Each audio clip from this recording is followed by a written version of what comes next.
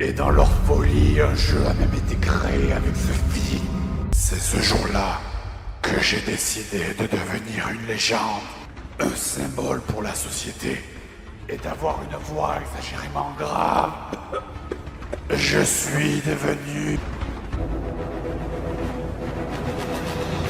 Je suis Canardman.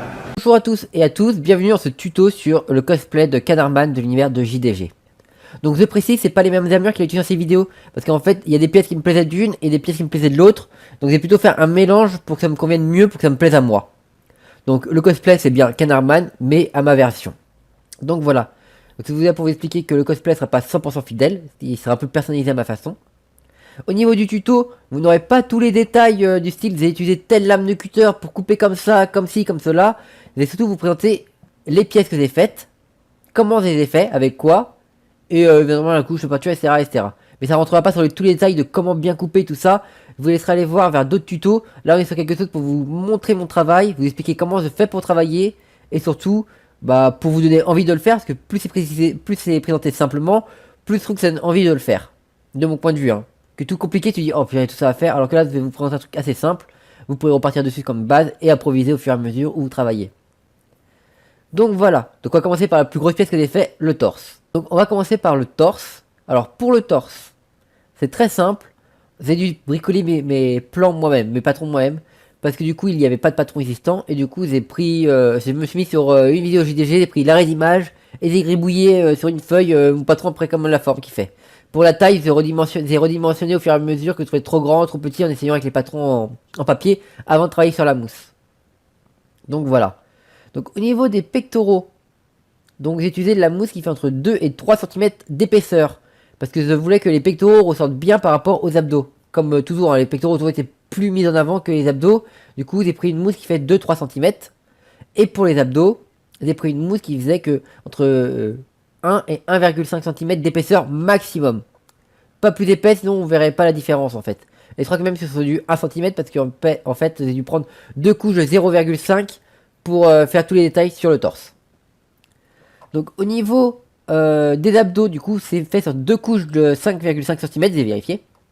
Du coup tu as une couche d'abord qui était en jaune de base, un rectangle, et après j'ai recollé la pièce légèrement arrondie que j'avais moi-même dessinée en fait. J'avais d'abord fait un petit rectangle et j'ai redessiné à l'intérieur pour faire une coupure à peu près de mi-hauteur avec la courbure, afin de pouvoir obtenir un truc à peu près correct et que j'ai collé les deux pièces. Au niveau de la peinture utilisée pour ces pièces d'armure, alors c'est un jaune citron, donc plutôt un jaune palme, et un orange, bien orange, je crois que c'est un orange qui s'appelle juste orange sur la peinture. Il n'y a pas de décoloris, c'est vraiment du orange. Donc voilà, comme ça c'est bien le contraste orange et jaune citron qui font bien la différence de couleur et qui permet de bien séparer les pièces. Au niveau de la combinaison et de l'assemblage, alors j'ai d'abord fait une sorte de petit top en simili-cuir que je peux accrocher avec deux sangles sur les côtés, voilà. Mais avant ça, j'ai d'abord pris mes pièces de mousse et les ai décalquées sur le simili-cuir que j'ai coupé après. Tout bêtement parce qu'en fait, je vais emboîter les pièces de simili-cuir dedans. Donc ce que j'ai fait exactement, donc après avoir découpé, j'ai collé sur toutes mes pièces de mousse une planche de un petit morceau de simili-cuir afin que vous puissiez juste la recoller ou la recoudre comme vous préférez par au-dessus, par en dessous en fait. Vous la faites passer par en dessous, le rabat de simili-cuir fait blocage et comme ça il n'y a plus qu'à coudre ou coller. Et comme ça vos pièces de torse sont bien fixées, elles vont pas tomber ni bouger et en plus vous aurez vous serez plus ample pour bouger, faire des mouvements accroupis, bouger parce que du coup le simili-cuir c'est pas fixe et ça vous permet de faire des jointures quand vous vous pliez comme ça.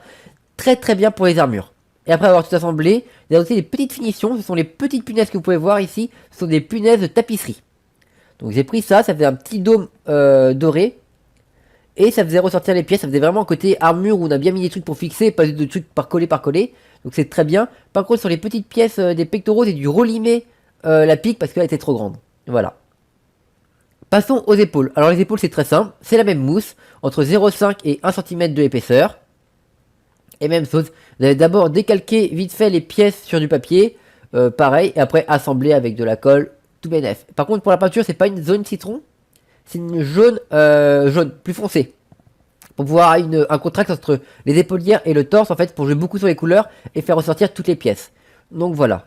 Et en plus, je me suis dit, si jamais je trouve JDG un jour en convention, et Seb, je leur fais signer chacun une épaule. Donc voilà. Donc pour les jambières, j'ai récupéré celles que j'avais commencé à faire pour Vador, que j'ai mis au rebut. Elles sont Vador est en stand-by, c'est pas quand je vais le finir, il faut que je retrouve de la motivation. Mais en ce moment, je ne l'ai pas. Du coup, j'ai pris les jambières, les ai redécoupées pour les séparer. J'ai mis les deux côtés des jambières en simili-cuir, revêtement. Après, j'ai fait pour justement le milieu, j'ai remis encore une couche, la pièce j'ai peint orange. Et pour avoir du mouvement, pour pouvoir bien les serrer comme ça, j'ai mis dedans, j'ai recollé un morceau de tissu à l'intérieur, en fait, au niveau de la jointure, au lieu de coller les pièces. Mais je trouve que le résultat est très moyen, sans que c'est une pièce qui a été recyclée. En fait, il y a beaucoup de colle qui restait de l'autre et tout ça, donc le rendu est pas très bien. Donc voilà pour les jambières. Et il me reste, du coup, en dernier point, du coup, vous avez oublié ça, les avant-bras. Donc pour les avant-bras, j'ai tout bêtement pris une feuille à 4. Je l'ai mis en mode paysage sur mon bras. J'ai fait une pliure pour après où s'arrêter pour avoir des mi-bras et découper. Ça me faisait un petit rectangle de papier neutre. Et dessus, même chose, j'ai décalqué sur de la mousse. J'ai recouvert de simili-cuir pour avoir de la texture aussi. Enfin, vous verrez, sur ce côté-là, j'ai joué beaucoup sur les textures pour pouvoir les faire ressortir toutes les pièces une par une. Pour essayer d'avoir un truc qui est assez vivant. Donc voilà, et j'ai rajouté deux bandes orange peintes. Et les pics, je les ai fait en jaune canari aussi. Et j'ai repris le jaune pour faire une bonne transition, parce que le jaune que j'ai pris pour les épaulières s'en rapproche beaucoup du jaune du simili-cuir. Et là, je voulais faire les séparer, parce que si on met tout d'une même couleur, sans transition, on a du mal à distinguer. Donc là, j'ai mis un jaune qui était bien plus pâle, on les voyait se ressortir. Voilà pour les avant-bras. Et nous avons fini pour toutes les pièces qui est de l'armure, en fait. Donc le torse, les jambes, les bras, les épaulettes. Donc là, on va passer après sur les petits gadgets que j'ai fait. Alors j'ai fait deux petits shurikens en forme de canard à plat et un point américain en mode canard point américain avec les deux têtes de canard. Très simple, c'était en fait des morceaux, c'est des chutes de mousse qui me restaient que j'ai bricolé. Temps mort, j'ai oublié de vous présenter une partie du cosplay et c'est évidemment la cape. Qu'est-ce que serait un super héros, un super canard sans cape? Ça serait rien. Donc j'ai vite fait vous présenter la cape que j'ai oublié de vous présenter. Donc le tissu jaune qu'on peut voir qui représente l'extérieur de la cape, c'est du tissu imperméable. Parce que je voulais un tissu jaune et dans la boutique il n'y avait pas d'autre. Donc je me suis dit que c'était pour faire une veste comme ça. Je me suis dit bon bah la vendeuse m'a conseillé de prendre un tissu imperméable. Et pour l'intérieur c'est une petite doublure très fine de couleur orange. Comme ça la cape ne pèsera pas trop lourd et elle sera pas trop légère non plus. Elle a une bonne texture extérieure avec l'imperméable. Et à l'intérieur elle est plutôt douce avec la petite doublure. Et pour la faire c'est tout bêtement j'ai coupé deux losanges. Nous avons tout de faire un grand losange au début. Avec le simili-cuir jaune. J'ai coupé une pointe et après j'ai tout bêtement rajouté une doublure de couleur orange. Donc voilà pour la cape, c'est très simple. Et dernière pièce, le masque que j'ai acheté, 25 boules quand même parce que j'ai pas réussi à en trouver un qui faisait assez réel.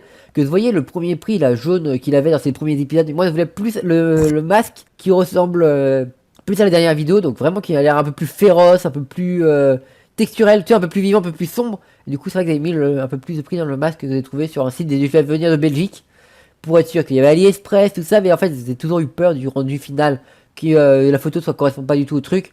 Et j'ai pas voulu perdre 2 mois à me faire livrer mon masque. C'est que j'ai préféré payer plus cher, mais pour être sûr que c'est le bon masque du premier coup. Et ben voilà, nous avons fini avec tout ce que j'ai fait sur Canardman. Donc on est passé du torse, des bras, des genoux, du masque, des petits accessoires qui pourraient aller avec pour les photos.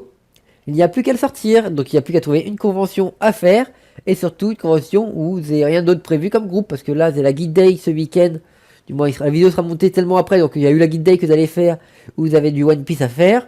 Prochaine vidéo c'est la Japan Nantes, et si j'y vais le dimanche, j'ai prévu de sortir mon armure de drac au feu, donc Canardman sera sûrement que dans la 3ème convention que je ferai cette année, ou l'année prochaine.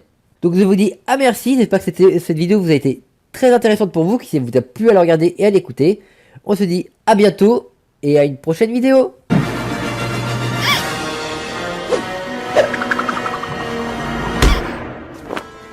Encore une victoire pour un canard.